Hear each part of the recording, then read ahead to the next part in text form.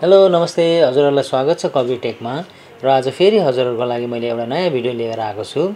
आजको भिडियोमा चाहिँ म हजुरहरुलाई इन्डेक्स म्याच फर्मुलाको बारेमा बताउन गइरहेको छु।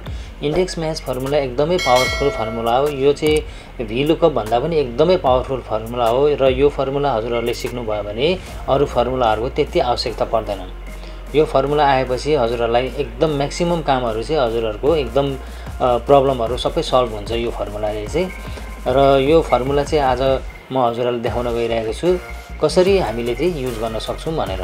ल साथीहरु हेर्नुस्, मसँग एउटा एक्सेल सिट छ। यसमा चाहिँ भर्खर रिसेन्टली स्टुडेन्टहरुले चाहिँ एक्जाम दिएको रिजल्ट पब्लिश भएको छ हैन।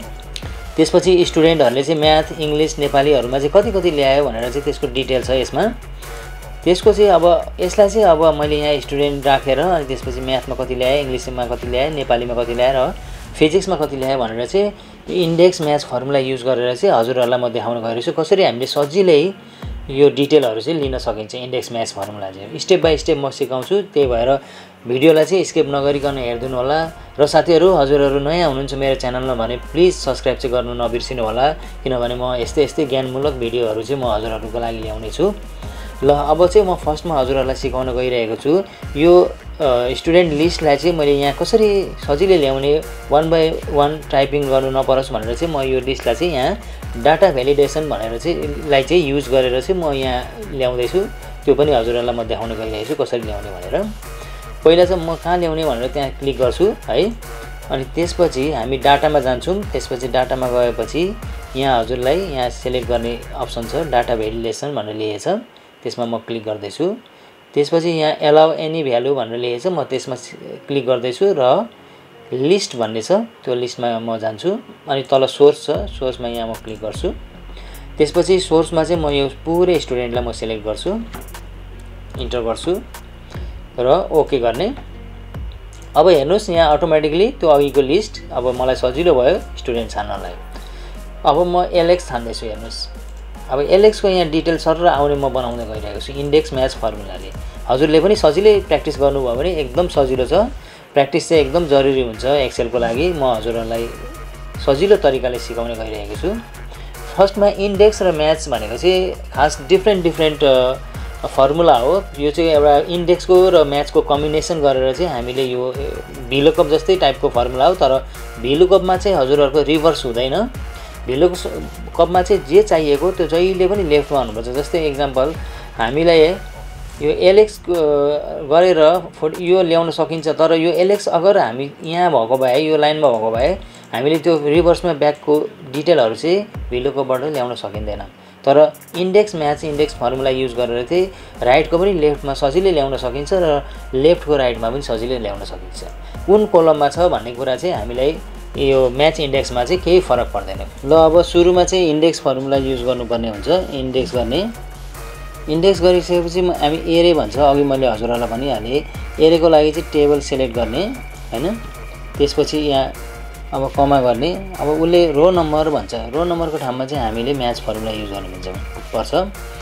अब म्याच गर्ने, त्यसपछि लुकअप भ्यालु भनेको छ। लुकअप भ्यालु चाहिँ हामीलाई यो स्टुडेन्ट हो आरोन, कमा लुकअप एरे भनेको चाहिँ आरोनको लिस्ट चाहिँ यो नेम लिस्ट भएकोले गर्दाखेरि हामीले लुकअप एरेमा यो सिलेक्ट गरे, कमा म्याच टाइप 0 किनभने हामीले एक्ज्याक्ट म्याच चाहिएकोले गर्दाखेरि। अब ब्र्याकेट बन्द गरे, अब फेरि कमा गरे किनभने यो त हामीलाई उसको रो नम्बर आयो हैन।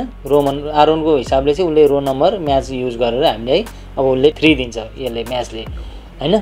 3 भयो। अब हामीलाई कोलम चाहिएको भएर म कमा गरे। अब फेरि म्याच गर्नुपर्छ किनभने हामीलाई कोलम नम्बर पनि चाहिएको भएर। अब कोलम नम्बर के को चाहिएको त हो भन्दाखेरि चाहिँ हामीलाई यो सब्जेक्टको चाहिएको हो। यहाँ के रे म्याथ छ नि त, म्याथमा सिलेक्ट गर्ने, कमा गर्ने।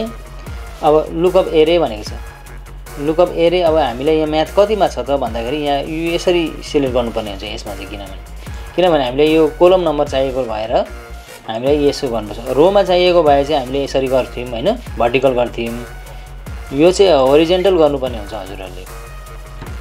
कमा गरे, त्यसपछि यो पनि एक्ज्याक्ट म्याच गरे, कमा गरे, त्यसपछि इन्टर गर्दै यस गरे। हेर्नुस् त हामीलाई 30 आयो। म्याथमा हाम्रो आरोनको 30 आएको रहेछ त भन्दाखेरि आरोन सिलेक्ट गर्ने, म्याथमा 30 नै आएको रहेछ। हेर्नुस् म यसलाई हाइलाइट गर्दैछु। 30 आएको रहेछ नि त। अब हामीलाई इङ्ग्लिस नेपाली र फिजिक्समा पनि सर यसरी ड्र्याग गर्दाखेरि आउने बनाउनुपर्छ। अहिले मैले ड्र्याग गरेँ आएन यी हेर्नुहोस्, किनभने हामीले यो फर्मुलालाई फ्रिज गरेको छैनौँ। हामीले फ्रिज गर्नुपर्ने के हो भन्दाखेरि चाहिँ हामीले फर्स्ट टेबललाई फ्रिज गर्नुपर्छ, किनभने टेबल यता पनि फर्मुलामा टेबलमा फिक्स हुन्छ। म्याथ्समा K4 भनेको चाहिँ K4 भनेको R1 हो, R1 पनि हाम्रो फिक्स हुन्छ। त्यस्तै हाम्रो B14 भनेको चाहिँ त्यसलाई पनि हामीले फिक्सै गर्नुपर्ने हुन्छ। अब J5 भनेको चाहिँ हाम्रो म्याथ यहाँ इङ्ग्लिस चाहिएकोले गर्दाखेरि हामी यसलाई फ्रिज गर्दैनौँ, किनभने यहाँ तल झर्दाखेरि इङ्ग्लिस आउने हुनुपर्ने हुन्छ। त्यस्तै हाम्रो यो F4 र F4 छ त्यो पनि फ्रिज हुन्छ, किनभने सबैमा सेम भएकोले गर्दाखेरि यसलाई पनि F4 गरेर लक गरिदिएँ मैले, यसलाई इन्टर गरिदिएँ। अब हजुरहरूले यसरी ड्र्याग गर्नुभयो भने सजिलै इङ्ग्लिस नेपाली र फिजिक्समा कति आउँछ भनेर यहाँ आउँछ। 90 66 र 72 आउँदो रहेछ। यहाँ हेर्नुहोस् त 90 66 72 आयो हो। यसरी चाहिँ हामीले म्याच र इन्डेक्स फर्मुला युज गरेर चाहिँ कुनै पनि डाटालाई चाहिँ सजिलै हामी निकाल्न सक्छौँ। लिस्ट हजुरहरूको अब हजारौँ डिटेलहरू छ भने हामीले हजुरहरूले यसरी डाटा भ्यालिडेसन युज गरेर लिस्ट बनाएर कुनै पनि चिजको चाहिँ हजुरहरूले डिटेल चाहिँ सजिलै निकाल्न सक्नुहुनेछ यो म्याच इन्डेक्स फर्मुला युज गरेर। यो एकदमै पावरफुल फर्मुला हो र एकदम युजफुल हुन्छ यो फर्मुला सिक्नुभयो भने। हजुरहरू यो प्र्याक्टिस गर्नु होला। मैले यो एक्सेल सिट चाहिँ यो यसमा म हालिदिन्छु, यसको लिङ्क चाहिँ हालिदिन्छु र प्र्याक्टिस गर्नु होला। र केही समस्याहरू केही छ भने प्लिज कमेन्टहरू गरिदिनु होला।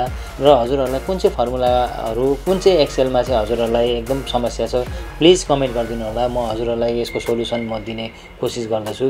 जुन समस्या छ भने पनि हजुरहरू प्लिज कमेन्टमा चाहिँ लेखिदिनु होला। म त्यसको 100% हजुरहरूलाई म दिने कोसिस गर्नेछु। र यस्तै भिडियोहरू म हजुरहरूको लागि ल्याउँदैछु। र हजुरहरू नयाँ हुनुहुन्छ मेरो च्यानलमा भने प्लिज सब्सक्राइब गरिदिनु होला, सपोर्ट गरिदिनु होला, किनभने हजुरहरूले सपोर्ट गरिदिनु भने मलाई अझै नयाँ भिडियोहरू बनाउनुमा एकदम प्रेरित गर्नेछ। र आजको भिडियो हजुरहरूलाई कस्तो लाग्यो प्लिज कमेन्ट गरिदिनु होला। यति भन्दै म बिदा चाहन्छु। बाई।